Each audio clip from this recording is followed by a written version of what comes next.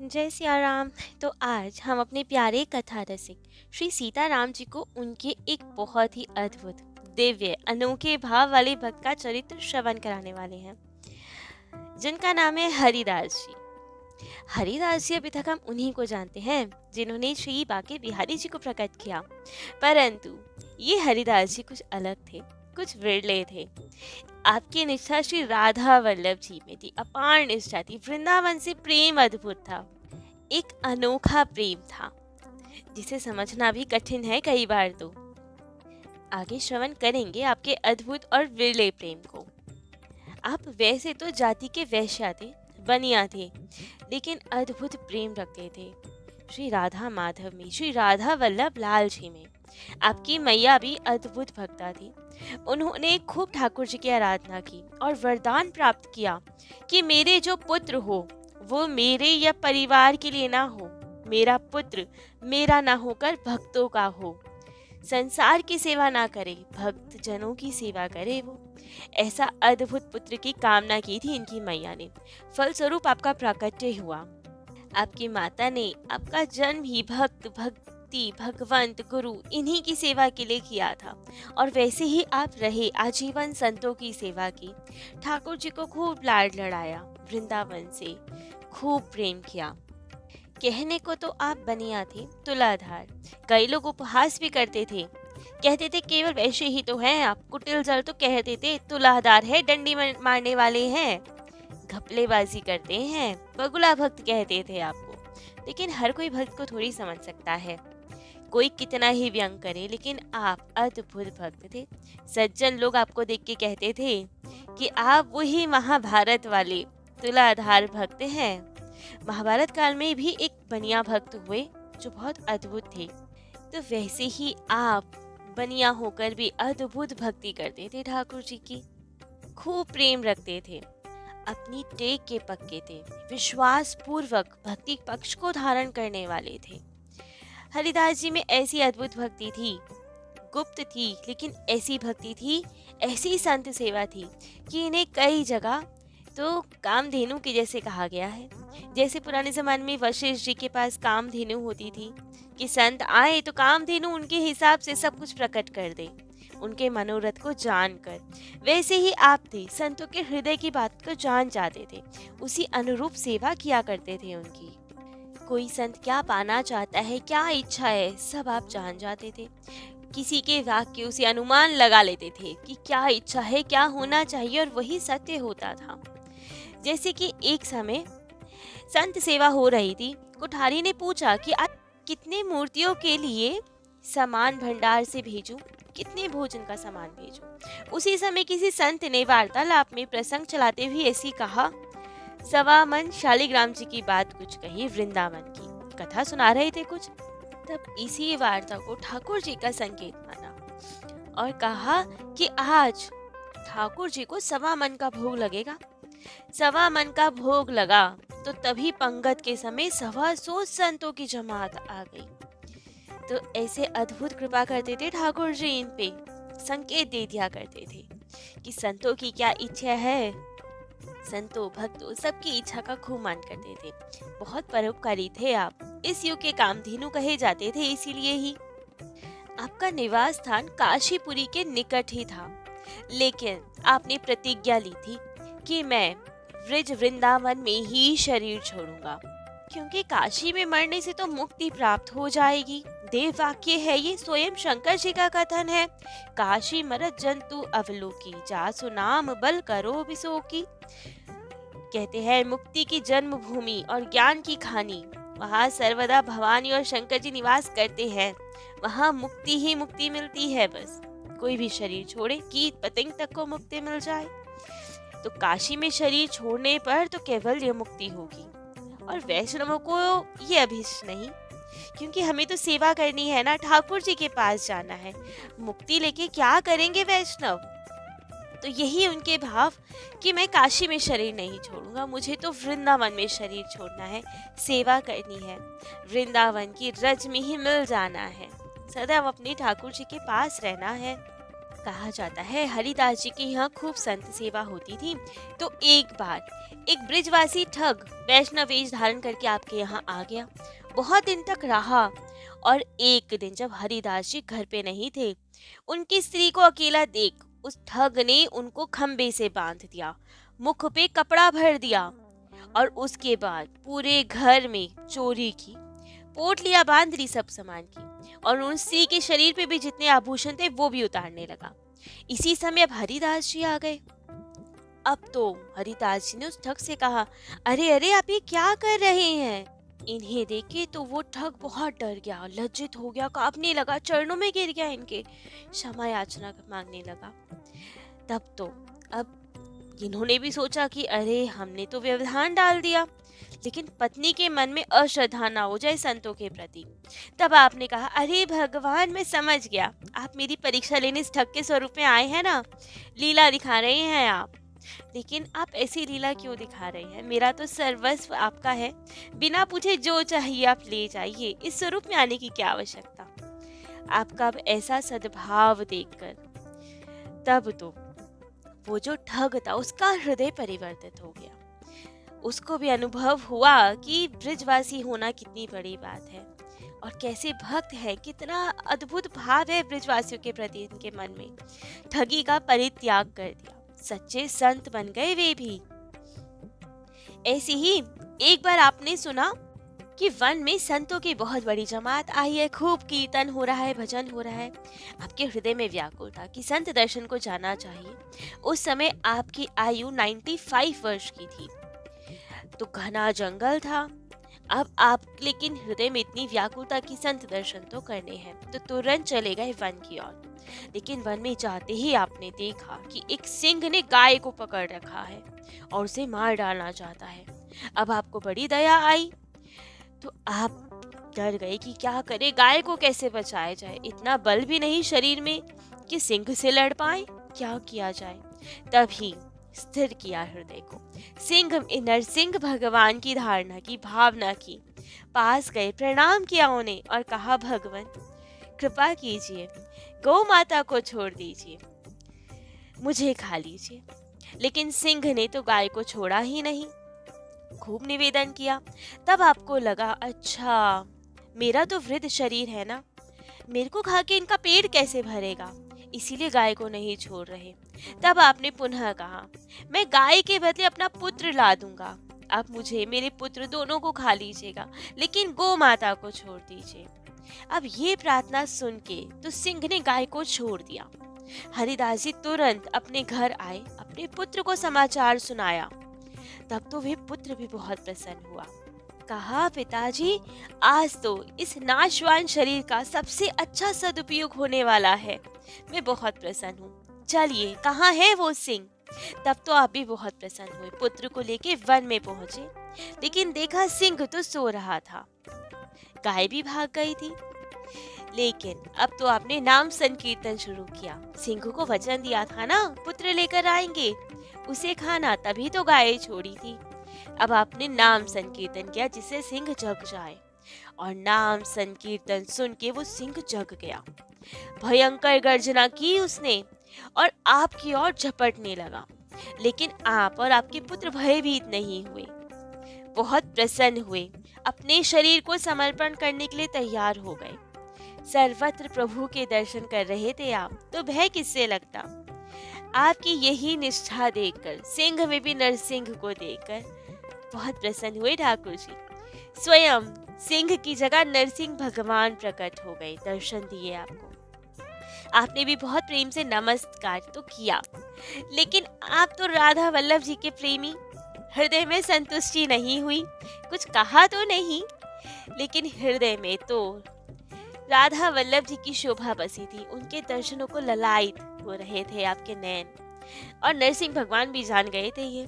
तभी ठाकुर जी तो है ही वे भी, आपकी इच्छा को पूर्ण करने के लिए भक्त वांछा कल्प तरु श्री राधा वल्लभ के स्वरूप में वो नरसिंह भगवान प्रकट हो गए और स्वयं श्री राधा वल्लभ जी के स्वरूप में प्रकट होकर आपको दर्शन दिया, आप दोनों को कृतार्थ किया। तब तो आप अति आनंदित हो गए। एक बार ऐसे ही आप जगन्नाथपुरी गए दर्शन करने और साथ में आपके अर्चा विग्रह श्री राधा वल्लभ लाल जी थे। नित्य नियम से अपने ठाकुर जी की सेवा करते, पूजा करते, रसोई बनाते, राधा वल्लभ जी को बहुत प्रेम से भोग लगाते और वही प्रसाद पाते। इतनी गहन निष्ठा थी कि और कहीं का प्रसाद आप पाते ही नहीं थे, कहीं का भी नहीं, जगन्नाथ जी का भी नहीं। तो एक बार मंदिर के पुजारी, जगन्नाथ मंदिर के पुजारी आपके लिए प्रसाद लाए। आपने उसे सिर से तो लगाया, स्वीकार भी किया, लेकिन पाते नहीं। अब वे जब भी प्रसाद लाते आप स्वीकार करते, सर से लगाते, लेकिन पाते नहीं। तब तो उन पंडा पुजारी जी बहुत बिगड़ गए। आपसे कुछ बोला तो नहीं, लेकिन यही माना कि आपने प्रसाद का अपमान किया है। बहुत बिगड़ गए। तब तो रात को स्वयं जगन्नाथ जी ने उन पुजारी जी को स्वप्न दिया और कहा, हरिदास जी ने प्रसाद का अपमान नहीं किया है, ये तो उनकी अनन्य निष्ठा है। वे राधा वल्लभ जी से इतना प्रेम करते हैं कि वही प्रसाद पाते हैं, हमें भेद थोड़ी है, अपमान का वो भाव मत रखो आप। तब प्रातः काल पंडा जी आए हरिदास जी के समीप, क्षमा प्रार्थना की उनसे और समझ गए कि कैसी अनन्य निष्ठा है आपकी श्री राधा वल्लभ लाल जी में। अब तो समय बीता और समय आया आपके शरीर छोड़ने का। बड़े वेग से ज्वर चढ़ाया आपको, नाड़ी छूटने लगी। 3 वैद्य आए आपकी जांच करने और सबने यही कहा कि असाध्य अवस्था है, कोई चिकित्सा नहीं लगेगी आपकी। अब इस अवस्था में भाव प्रवीण हरिदास जी ने कहा, मेरा मन व्रज धाम वृंदावन धाम के प्रेम रंग में मगन हो रहा है। आपकी 4 पुत्रियां थी, चारों पुत्री आपने संतों को दी थी कि अब आप इन्हें स्वीकार कीजिए, इन्हें अंगीकार कीजिए, ये आपकी खूब सेवाएं करेंगी और आप कृपा कीजिए हमें डोली में रख कर वृंदावन धाम पहुंचा दीजिए। मेरे नेत्र उनके दर्शनों को तरस रहे हैं, मेरे राधा वल्लभ जी के चरणों में जाने के लिए व्याकुल हो रहे हैं मेरे प्राण। अब कृपा कीजिए, मुझे वृंदावन धाम पहुंचा दीजिए। अब तो चारों संत इन्हें लेकर चले, श्री राधा वल्लभ जी के ही नाम का संकीर्तन करते हुए जा रहे थे। गांव के सभी लोग इन्हें देख के आश्चर्यचकित हो रहे थे, कह रहे थे कि इनकी अवस्था ऐसी है नहीं कि इतनी दूर वृंदावन धाम पहुंच सके, ये रास्ते में ही इनके प्राण छूट जाएंगे। लेकिन हरिदास जी भक्त थे, जातिगढ़ गुण दोष से सर्वथा दूर थे। वणिक जाति के लोग कहा जाता है कि बहुत चतुर होते हैं, कोमल होते हैं, धर्म भीरु होते हैं, वैसे ही आप थे। इस पे एक बहुत सुंदर दृष्टांत आता है। कहा जाता है कि एक बार एक वणिक था, बहुत सज्जन था, उनकी कोई संतान नहीं थी और किसी ने उन्हें कहा, भैरव भक्त ने, कि भैरव जी को बलि दो, मनौती मांगो तो तुम्हें संतान प्राप्त हो जाएगी। अब बनिए ने सोचा कि ठीक है, यदि मेरे पुत्र हो गया तो भैरव जी को मैं भैंस की बलि दूंगा। कुछ समय बाद उन्हें पुत्र भी हो गया और जाके अब बड़े कितना चतुर और अपने वचन का पक्का कि भैरव जी के पास भैंसा लेके पहुंच गया और कहा, लीजिए अपनी बलि। जीव हिंसा हमारे कुल में नहीं होती, हम बनिए हैं तो हम जीव हिंसा नहीं करते। ऐसा कहकर भैंसे को भैरव जी की ही श्री विग्रह से बांध दिया, कस के बांध दिया और प्रणाम करके चला गया वहां से। दोपहर को जब बहुत धूप हुई, गर्मी बढ़ी, अब भैंसे को भी बहुत गर्मी लगी। एक झटके में ही भैंसे ने भैरव जी की मूर्ति उखाड़ ली और तालाब की ओर भाग गया शीतलता प्राप्त करने। तब हंस के शीतला देवी ने भैरव जी से कहा, आज ये कौन सी लीला कर रहे हो आप? भैरव जी ने कहा, आपका भी पाला नहीं पड़ा ना किसी बनिए से, तभी हंस रही हैं आप देवी। मेरी चाहे जैसी हालत हो, उस चतुर अहिंसक बनिए पर मैं क्रोध भी नहीं कर सकता, क्योंकि उसने अपना काम तो किया है ना, उसने तो वचन दिया था बलि देने का, लेकिन स्वयं हिंसा नहीं करता तो बलि को मेरे से ही बांध गया। और ऐसा हाल हुआ कि बलि तो बलवान रह गई और बलि के भोक्ता मैं निर्बल हो गया। रात को भैरव जी ने अब गांव के मुखिया को स्वप्न दिया और कहा, मैं तालाब में हूँ, मुझे यहाँ से निकालो और मुझे वापस मेरे स्थान पे प्रतिष्ठित करो और आज से मेरे यहाँ कोई जीव हत्या नहीं होगी, जीव हत्या मुझे स्वीकार नहीं। इस प्रकार उस बनिए भक्त के द्वारा अहिंसा परमो धर्म का प्रचार हो गया हिंसा बंद हो गई उस गांव में। ऐसे अद्भुत होते हैं बनिए भक्त। आप भी बनिए थे श्री हरिदास जी भी, लेकिन अद्भुत भाव वाले भक्त थे। निश्चय कर लिया था कि मुझे काशी में नहीं मरना, मुझे मुक्ति नहीं चाहिए, मुझे मेरे ठाकुर की सेवा करनी है, मुझे ब्रज की रज चाहिए, तो वहीं मरूंगा मैं जाकर। रास्ते में चलते चलते हालत बिगड़ रही थी, नेत्रों के आगे वृंदावन छा रहा था। श्रीधाम के कारण, श्रीधाम में निष्ठा के कारण शरीर भी नहीं छोड़ पा रहे थे। चले जा रहे थे, लगभग 250 कोस की दूरी तय करके वृंदावन पहुंचना था आपको। लेकिन जब ठाकुर जी से प्रेम, तो कितने ही कोस की दूरी हो उसकी आपने परवाह नहीं की। बस अपने प्राण प्यारे के पास पहुंचना है, कैसे भी पहुंचना है। कीर्तन को ही संबल बनाया, राधा वल्लभ हित हरिवंश, जय वृंदावन जय वनचंद्र, यही कीर्तन करते हुए जा रहे थे। लोगों को विश्वास नहीं था कि आप पहुंच पाएंगे, लेकिन आपके हृदय में विश्वास था। परंतु रास्ते में ही भक्त का भाव बदल गया। अभी तक तो इच्छा थी कि धाम में शरीर त्याग करना है, लेकिन आते आते ही रास्ते में आपको दिव्य वृंदावन का ध्यान होने लगा, दर्शन होने लगा, साक्षात्कार होने लगा। तब आपके विचार बदल गए। आपको लगा कि धाम इतना सुंदर है, दिव्य धाम है, ये तो प्रिया प्रियतम की विहार स्थली है। वहां मल मूत्र के भाजन इस शरीर को छोड़ने से तो दुर्गंध फैल जाएगी। नहीं नहीं, वृंदावन में शरीर नहीं छोड़ना चाहिए हमें तो। यदि वृंदावन में शरीर छोड़ देंगे तो प्रिया प्रीतम विहार कैसे करेंगे? धुआं होगा, बदबू होगी, दुर्गंध होगी, कष्ट हो जाएगा हमारे ठाकुर को। तो बस यही विचार किया और आधे रास्ते में ही आपने शरीर का त्याग कर दिया। ये नहीं सोचा कि हमने क्या प्रतिज्ञा ली थी, धाम से दूर हो जाएंगे, रज से दूर हो जाएंगे, शरीर ना छोड़े। क्योंकि भक्त थे, संकल्प कर लिया तो ठाकुर जी अवश्य पूरा करते, संकल्प पहुंच जाते था। लेकिन विचार ही बदल गया, ठाकुर जी को कष्ट नहीं होना चाहिए, तो शरीर छोड़ दिया। लेकिन हमारे ठाकुर जी भी इतने अद्भुत, वे भी कैसे सहन करें कि हमारे भक्त का भाव पूरा ना हो? कैसे सहन करें? क्योंकि इनका तो स्वभाव है भक्त गिरा साची करन। ठाकुर जी अपने भक्तों की वाणी हमेशा सत्य करते हैं, आज कैसे झूठा होने दे उन्हें। तो बेशक भौतिक शरीर तो आपने छोड़ दिया बीच रास्ते में, लेकिन ठाकुर जी ने आपको दिव्य शरीर प्रदान किया और वृंदावन पहुंचाया। वृंदावन दिव्य शरीर से आप आए, प्रत्यक्ष दर्शन किया वहां सब ब्रजवासियों ने, संतों ने आपका। हरिदास जी वृंदावन पहुंच के अपने इष्ट देव राधा वल्लभ लाल जी के पास गए, उनके दर्शन किए। अपने गुरुदेव श्री वनचंद्र जी के पास गए, उनके दर्शन किए। चीर घाट पे जाके स्नान किया, अपनी प्रतिज्ञा पूरी की। चीर घाट पे लोगों ने देखा कि आप यमुना जी में प्रविष्ट हो गए और वहीं से लुप्त हो गए। साथ ही वैष्णवों ने मार्ग में ही दाह संस्कार कर दिया था आपका, और भस्म लेके पीछे से बाद में वृंदावन आए। दिव्य देश से तो आप पहले ही आ गए थे, और जब आपकी भस्म लेकर आए तो बहुत शोक किया, रोते हुए आए, वनचंद्र जी के पास गए और उन्हें सब हाल बताया। कहा कि हरिदास जी बहुत बीमार थे, हम उन्हें वृंदावन लेकर आ ही रहे थे, क्योंकि उनकी बहुत इच्छा थी यहाँ शरीर छोड़े। लेकिन इतने दुख की बात है कि मार्ग में ही शरीर छूट गया। तब तो वृंदावन के सभी संतों ने कहा कि नहीं, वे तो कुछ दिन पहले ही वृंदावन आए थे। राधा वल्लभ जी के दर्शन किए, गुरुदेव के दर्शन किए, चीर घाट गए और वहां यमुना जी में समाये चले गए, फिर वापस नहीं आए। और वो वही दिन था जब वहां बीच रास्ते में आपने शरीर छोड़ा। तब उन लोगों को बड़ी प्रसन्नता हुई कि जो आपने ठाना था वही सत्य हुआ।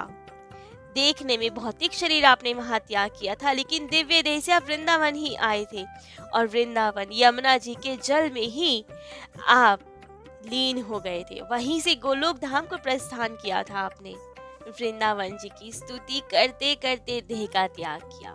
कहा आपने, वंशी वृंदावन धाम ब्रह्मादिक दुर्लभ तृण है, देह तुच्छ जीवन विश्राम, उद्धव से हरि प्रीतम चाहत, गुलम जन्म लाग्यो अभिराम, बलि बलि जाऊं कृपा निधि मोको, लाड लड़ावत आठो याम। यही रीति रानी श्री राधा विचरत नहीं रूप गुण धाम, पायन लाल भाल दई बेंदी, भौंधर पिए लगी रीझत श्याम। ऐसे ही अद्भुत भाव में निमग्न होकर आप गोलोक धाम को गए। ठाकुर जी ने आपके प्रण की रक्षा की। आपने तो अपना प्रण छोड़ दिया था ठाकुर जी की प्रसन्नता के लिए, लेकिन ठाकुर जी अपने भक्तों का प्रण कभी असत्य नहीं होने देते। कहते हैं ना, अपना मान टले टल जाए, भक्त का मान न टलते देखा। प्रबल प्रेम के पाले पड़ के प्रभु को नियम बदलते देखा। वही किया ठाकुर जी ने, देह छूटने पर भी दिव्य देह प्रदान की और वृंदावन का धाम प्रदान किया, वहीं की रज प्रदान की, वहीं से गोलोक लेकर गए ठाकुर जी श्री हरिदास जी को। कहते हैं, जाकी सूरत लगी है जहां, कह कभी सो पहुंचे तहां। उनकी सुरति तो वृंदावन धाम में ही थी, राधा वल्लभ जी में ही थी। तो जहां सुरति लगी थी वहीं ठाकुर जी ने पहुंचा ही दिया। ऐसे दिव्य अद्भुत भक्त थे श्री हरिदास जी, ऐसा दिव्य भाव रखते थे। स्टार्टिंग से, शुरू से जहां से भाव था, जो प्रतिज्ञा ले रखी थी बचपन से कि वृंदावन में ही शरीर छोड़ना है, अंत में आते आते वो प्रतिज्ञा भी ठाकुर जी की प्रसन्नता के लिए छोड़ने को तत्पर हो गए, छोड़ भी दी। तो हरिदास जी के चरणों में कोटि कोटि नमन। आज आपका चरित्र तो यही विश्राम देते हैं। कल अपने प्यारे कथा रसिक श्री सीताराम जी को उनके अन्य किन्हीं दिव्य प्यारे भक्त का चरित्र श्रवण कराएंगे। आज के लिए इतना ही। जय जय श्री सीताराम।